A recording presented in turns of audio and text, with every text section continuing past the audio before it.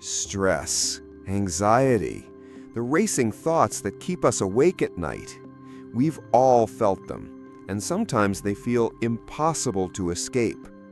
But what if there were a way to face them differently? Not by running, but by meeting them with calm. This is Ethan's story, a young man pushed to his breaking point, who discovers in Stoicism a quiet strength that changes everything. The clock glowed past midnight. Ethan sat hunched over his desk, the soft hum of his laptop filling the silence of his small apartment. A half-finished presentation blinked back at him, taunting him with charts, bullet points, and a deadline that felt like a noose tightening around his neck. He rubbed his eyes. He hadn't really slept in 3 nights. Every time he closed them, his mind ran faster. Every mistake he could make tomorrow, every way his boss might look at him, every possibility of failure. His chest was tight, his breathing shallow. Outside, the city moved on without him. The muffled sound of cars on wet pavement drifted up through the window. It was strange, he thought, how life could feel so normal for everyone else, while inside his chest it felt like the world was ending. He tapped his pen against the desk, over and over, a nervous rhythm. He wanted it all to stop, the buzzing thoughts, the pressure, the dread of morning. But the harder he tried to quiet his mind, the louder it grew. Tomorrow's presentation wasn't just work. At least, not to Ethan. It was a test of whether he was good enough, whether he could keep his job, whether the years he'd spent climbing rung by rung in this company meant anything at all.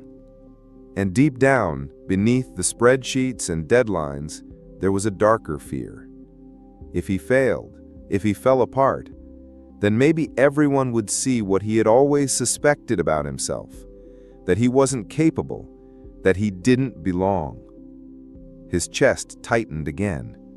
He stood, pacing the room. His reflection stared back at him from the darkened window.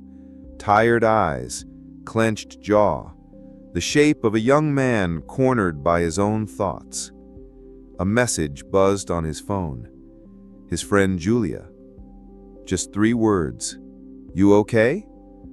He hesitated, then dropped the phone back onto the desk. How could he explain? How could he tell anyone about the weight pressing on him? The hours crawled forward. By 2 a.m. he gave up on sleep.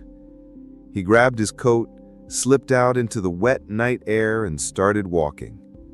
No direction, just movement. The city lights blurred in the drizzle. At the corner of the quiet street, a bookstore's window glowed faintly. Its door was still open, though the hour was late.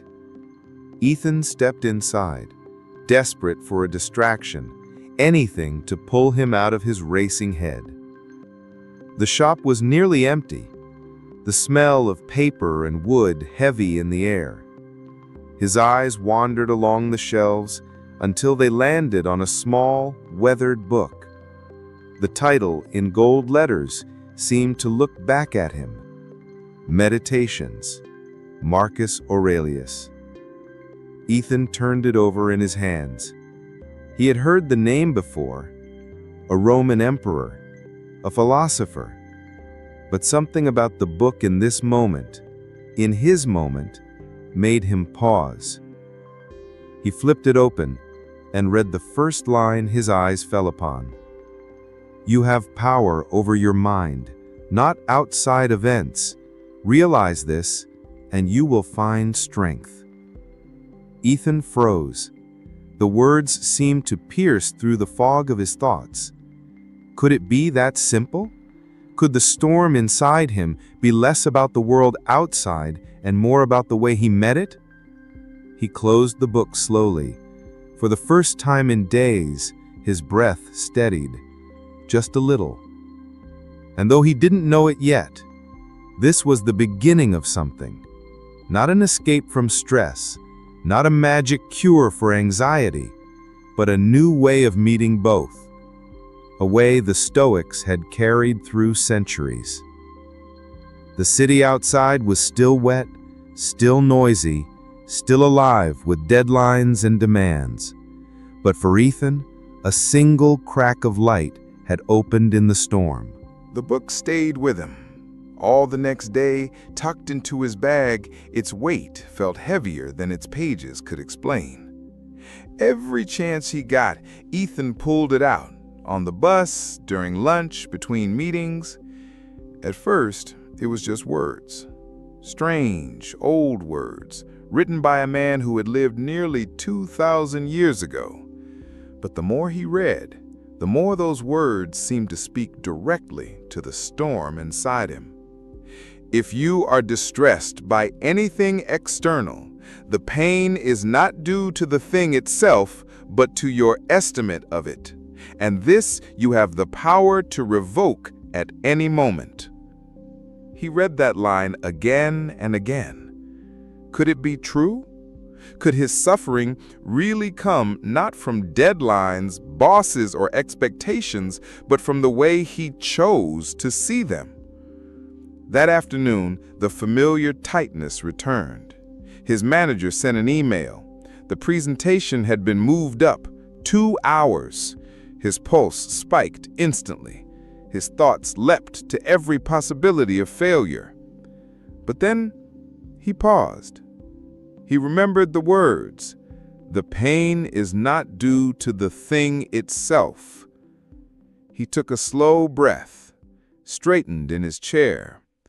What if he didn't label this as disaster? What if he treated it only as a task, nothing more? For the first time, the panic didn't spiral. It came, but it didn't take him under. He opened his slides, adjusted a few points, and walked into the meeting still nervous, but not undone. When it was over, he realized something startling. The storm had passed, and he was still standing. That night, Ethan sat at his desk with the book open, a notebook beside it. He began writing, not about deadlines or worries, but about his thoughts, just his thoughts, like Marcus Aurelius had done centuries ago. The act itself was simple, but the effect was profound. The words on paper slowed the race in his head. They gave his fears a shape, and once they had shape, they no longer felt infinite. Over the next few weeks, small practices began to grow. When anxiety struck, he paused to ask, "What's in my control and what isn't?" When stress pressed in, he turned to his breath. And when he caught himself lost in what-ifs, he wrote them down, then let them go. The city around him was still chaotic. Work was still demanding. Life still brought its constant stream of challenges. But something in Ethan had shifted. The storms came just as often, but now he was learning how to stand in the rain without drowning. The change was not a roaring river, but a slow, steady drip wearing away the sharp, anxious edges of Ethan's life. It was in the small, unremarkable moments that he first noticed the solid ground forming beneath his feet. He awoke one Tuesday to the blaring of his alarm. The old script began instantly. Today will be hectic. The quarterly reports are due. What if the numbers are wrong? What if Sarah in accounting hasn't finished her part? His heart began its familiar, frantic tap dance against his ribs. But then, a new voice, calm and measured, spoke beneath the panic. It was his own voice, but flavored with the wisdom of 2 millennia. You control your preparation, Ethan. You do not control Sarah's. You control your focus on the task. You do not control the outcome of the quarterly review. He took a breath, a deliberate 4-count inhale, holding it for 4, exhaling for 4. He visualized the dichotomy of control not as an abstract concept, but as a literal circle drawn on the floor of his mind. Inside the circle, his effort, his integrity, his response to the data. Outside, everything else. He stepped inside his circle. The frantic tapping in his chest softened to a manageable hum. This was the new ritual. The morning pages in his journal, no longer a desperate dump of anxiety, but a structured practice. What am I anxious about today? What part of this is within my control? What virtuous action can I take? He'd write a sentence or two, often borrowing from the dog-eared copy of Meditations that now lived on his nightstand. The art of living is more like wrestling than dancing, Marcus had written. Ethan was finally learning how to grapple instead of being flung. The victories were quiet, internal, invisible to anyone but him. The subway train stalled in a tunnel. Pre-Stoic Ethan would have simmered in a stew of impotent rage, his whole day poisoned by the delay. Now, he observed the frustration arise, acknowledged it, and then opened his book. A rock thrown in the air, it loses nothing by coming down, just as it gained nothing by going up. The delay was a rock. It meant nothing unless he assigned it meaning.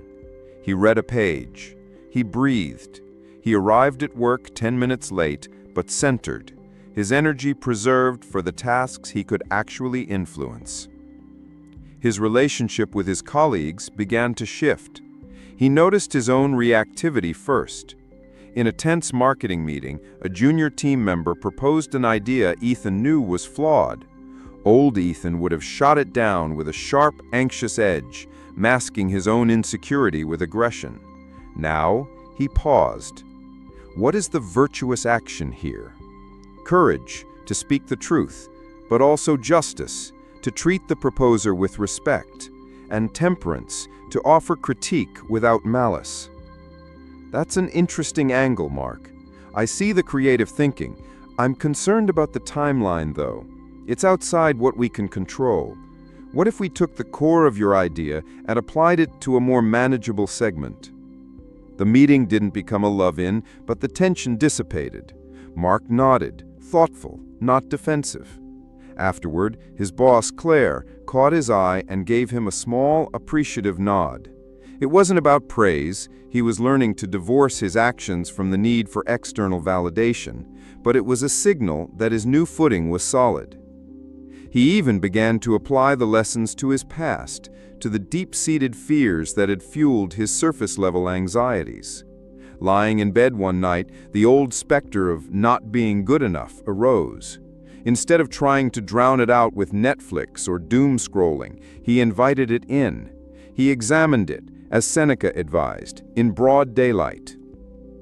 Why do you fear not being good enough? He asked himself. Because I might fail.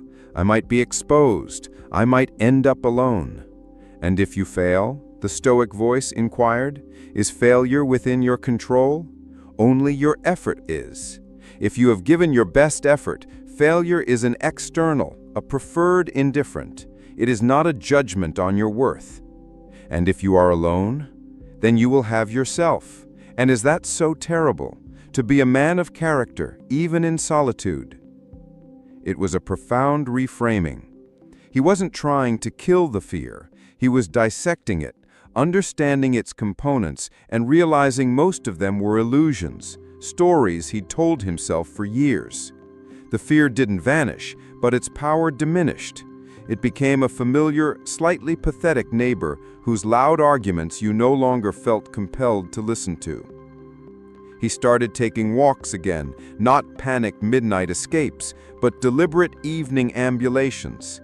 He'd walk through the park, practicing the Stoic exercise of sympathia, viewing himself as part of a greater whole. The couple arguing on a bench, the man feeding pigeons, the kids playing soccer, they were all acting according to their nature, their own judgments of good and evil. It wasn't his place to judge them, only to understand his place among them. A deep sense of calm belonging settled over him, a feeling far more potent than the fleeting high of a stress avoided. But Stoicism, he was learning, was not a shield against life. It was a tool for navigating it. And life, as it always does, was preparing its next test. It came in the form of a phone call. His father's voice, usually so robust and sure, was thin, frayed at the edges. "Ethan, it's your mom. She's in the hospital. They found something. It's her heart." The world, which had just begun to feel steady, tilted violently on its axis. The flight home was a blur. Every old anxiety came screaming back, amplified 1,000-fold. This wasn't a missed promotion or a critical email. This was his mother, the foundation of his world. Sitting in the stark, antiseptic waiting room, the beep of monitors, a morbid soundtrack, he felt the old self rising, the one who wanted to scream at the doctors, to bargain with God, to collapse under the weight of the terrifying uncertainty. He clutched his father's shoulder, feeling the tremor there, and excused himself. He walked to the hospital chapel, empty and silent. He sank into a pew, his head in his hands. The Stoic edifice he'd so carefully built felt like a sandcastle against a tidal wave. "What if she dies?" the panic whispered. "You can't control this. You're powerless. All your philosophy is a useless game." He fought for air. He reached into his pocket, not for his phone, but for the small moleskin notebook where he copied his favorite passages. His hands shook as he flipped it open. His eyes fell on a line from Epictetus, one he'd written weeks ago, but only now understood in his marrow. "Do not seek for events to happen as you wish, but wish for events to happen as they do, and your life will go smoothly." Tears welled in his eyes. It felt cruel, impossible. Wish for my mother to be sick? But that wasn't it. It was about acceptance of reality, not passive resignation. It was about aligning his will with the unchangeable facts of the moment. The fact was, his mother was ill. The reality was, he was scared. The only thing within his circle of control was his response. He could rage against the universe, which would only drain him of the strength his family needed, or he could accept this reality, this moment, with courage and clarity. He could be the calm his father needed. He could be the loving son his mother deserved, regardless of the outcome. He closed the notebook. He didn't stop feeling the fear, the grief, the love so intense it was a physical pain, but he stopped fighting them. He let the emotions flow through him, acknowledging them as natural, human responses to a situation outside his control. He stopped adding the second arrow of panic about his panic. He stood up, wiped his eyes, and walked back to the waiting room. He sat beside his father, not offering hollow platitudes, but simply sitting in silence with him, sharing the burden of the weight. He was present. He was clear. He was afraid, but he was not undone. The doctor emerged, her face tired but not grim. The surgery had been successful. She was stable. She would recover. The relief was overwhelming. But as Ethan hugged his weeping father, he felt something beyond relief. He felt a quiet, unshakable confidence. The storm had come, the heaviest of his life, and he had not broken. His practice had held. It wasn't a magic spell that saved his mother. Medicine had done that. But Stoicism had saved him from being lost in the storm. And that, he realized, as he finally allowed himself to cry, was everything. 6 months later, autumn painted the city in fiery hues. Ethan walked through the park, the crunch of leaves under his boots his satisfying rhythm. There was a crispness to the air that felt clarifying, like the mental clarity he'd been cultivating. His mother's recovery had been long, but complete. The crisis had become a forge, tempering his theoretical stoicism into hardened steel. He no longer practiced stoicism, he lived it. It was the lens through which he saw the world, the compass he used to navigate his days. The new challenge when it came was insidious. It wasn't a single catastrophic event, but a slow-burning structural shift at work. The company was acquired by a larger, more ruthless competitor. Layoffs were coming. The air in the office grew thick with paranoia and whispered rumors. Friends became competitors, scrambling for a lifeboat.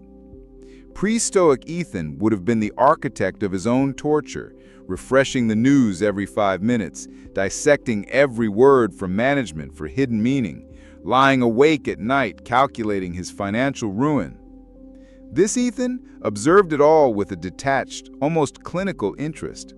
He did his work with meticulous excellence, focusing only on the quality of his effort, the one thing he could command. He could not control the merger. He could not control the decisions of distant executives. He could control his professionalism, his integrity, and his preparedness. When the email finally arrived, summoning him to Claire's office, he felt a calm settle over him. It was the calm of a soldier who had trained for this battle, even if he didn't know its outcome. He sat in the chair opposite her. Her face was strained. "Ethan, you're one of the best I have. You know that." She took a breath. "But the new parent company, they're consolidating entire departments. Yours is being absorbed. I fought for you, but there's just no room." He listened, nodding slightly. He observed the rise of emotion, a pang of loss, a flicker of fear about the future. He acknowledged them. They were natural. Then he applied the discipline of assent. This is what is happening. This is the reality. To fight it is to add suffering to pain.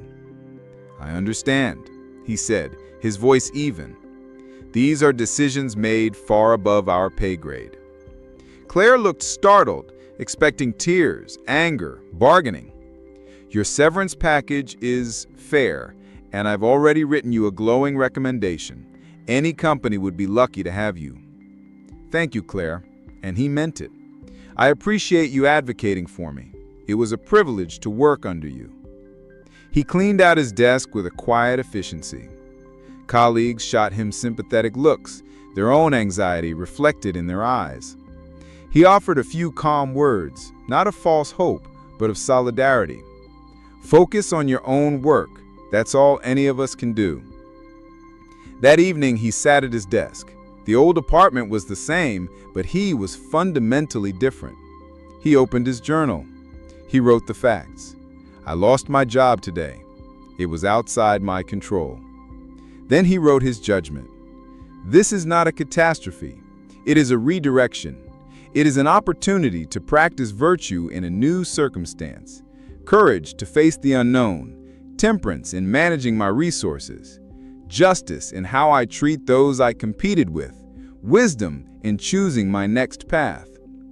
He felt no toxic positivity. The situation was objectively difficult, but he felt no despair. He was in the eye of the hurricane, a place of profound quiet. The following weeks were a masterclass in applied philosophy. He structured his job search like a Stoic project.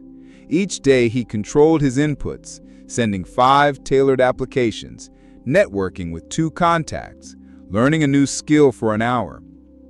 He released his attachment to the outputs, callbacks, interviews, offers. They were externals. During an interview for a role he truly wanted, the hiring manager asked a brutal question. "Why did you leave your last position?" Old Ethan would have heard an accusation. His anxiety would have spiked, and he would have stumbled into a defensive, apologetic explanation. This Ethan met the man's gaze. "The company was acquired and my department was made redundant. It was a business decision, not a reflection of my performance. In fact, navigating that period of uncertainty gave me a deep appreciation for clear communication and resilient leadership, qualities I see strongly here." He got the job. It was better than the last one. But the victory wasn't the job. The victory was how he conducted himself in the interim. The victory was the quiet mind he maintained throughout. One rainy afternoon, he found himself back in the little bookstore. He ran his fingers along the spine of the copy of Meditations that had started it all. He didn't need to buy it. Its words were etched inside him now. He thought of the long journey from that desperate, sleepless man to the man he was now. The anxiety wasn't gone. It was part of him, like a nerve ending that signaled danger, but it was no longer his master. He had learned to listen to its signal without being compelled to obey its shrieking commands. Stress was not an enemy to be vanquished, but a weather system to be observed, understood, and weathered. His life was not perfect. It would never be perfect. There would be more illness, more loss, more unexpected twists. But he was no longer afraid of the chaos. He had found a still point within himself, a citadel built not of stone, but of reason, virtue, and acceptance. He stepped out of the bookstore, into the rain. He didn't hunch his shoulders and hurry. He turned his face up for a moment, feeling the cool water on his skin. It was just rain. It wasn't good or bad. It simply was. And he walked home, calm, steady, and finally free.